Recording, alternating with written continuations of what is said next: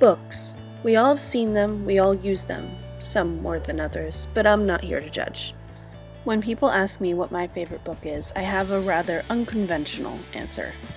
Being an English major and having many books in my collection, one would think that my favorite would be a classic, such as Pride and Prejudice by Jane Austen, or maybe even one of the 7 Harry Potter books.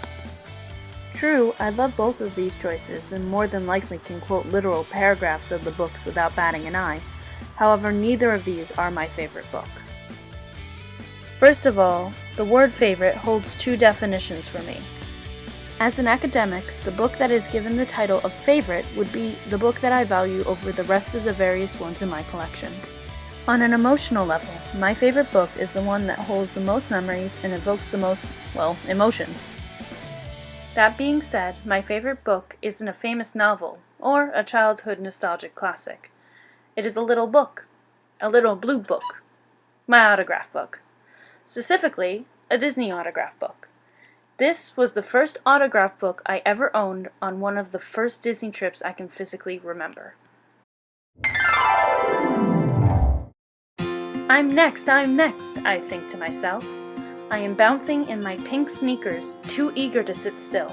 My tie-dye dress sways subtly with the movement. In my hands, I tightly clutch my brand new autograph book with a matching Mickey pen. Every page is blank, but not for long. Through the people in front of me's legs, I can see him, dressed in his black suit jacket, long red pants, and yellow bow tie. Mickey Mouse. I'm so excited. Today is my birthday. I am now 7 whole years old. A big girl who isn't scared of meeting characters anymore. I'm glad I grew out of it. Being scared is for babies. Finally, it's my turn. The tall man, who I think is Mickey's babysitter, unhooks the velvet rope and lets me and Mommy and Daddy in. Mommy has my little sister Emily in her arms. She's younger than me, so she needs to be held. Not me, though. I walk right up to Mickey, and then the strangest thing happened. I couldn't think of a single thing to say. I just stood there, with my mouth open, gawking at him.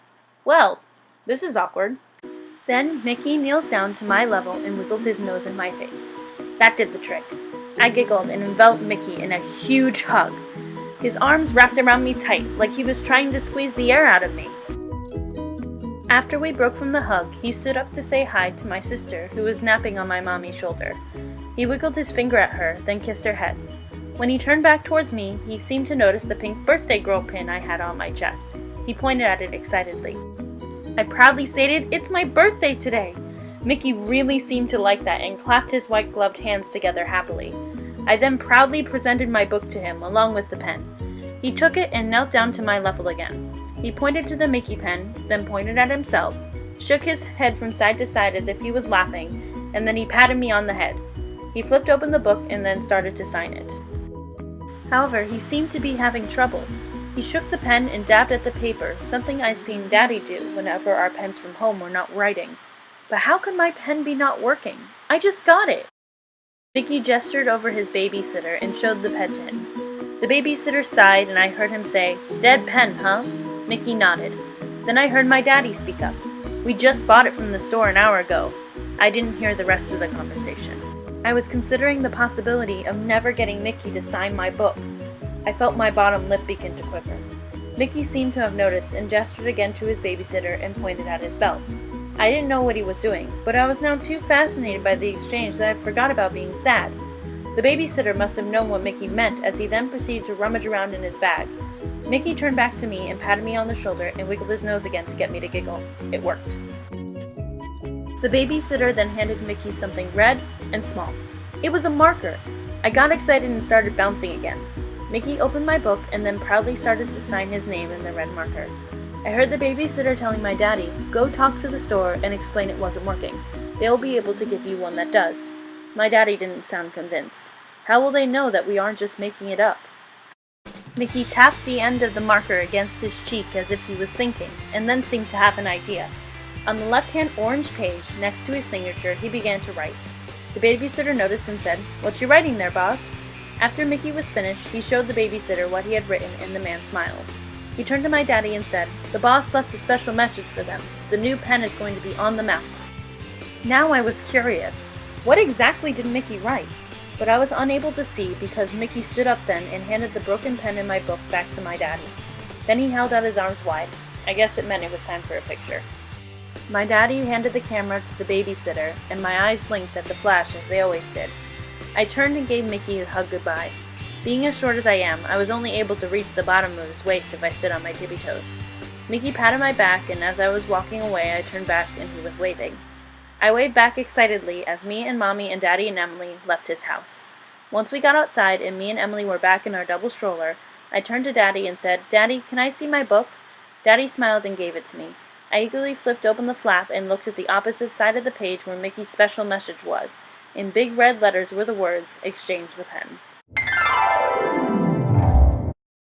Now I know what you're thinking. Why would I choose this insignificant little book to be my favorite book that I own?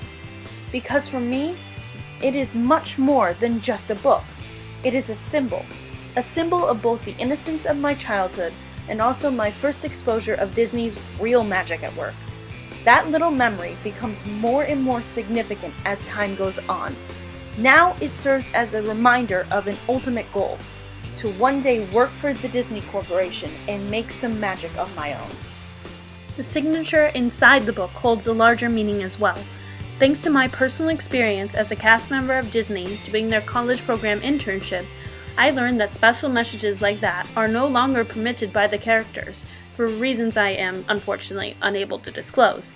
But I will say this, because of the special message inside the book, I never used it for other characters to sign.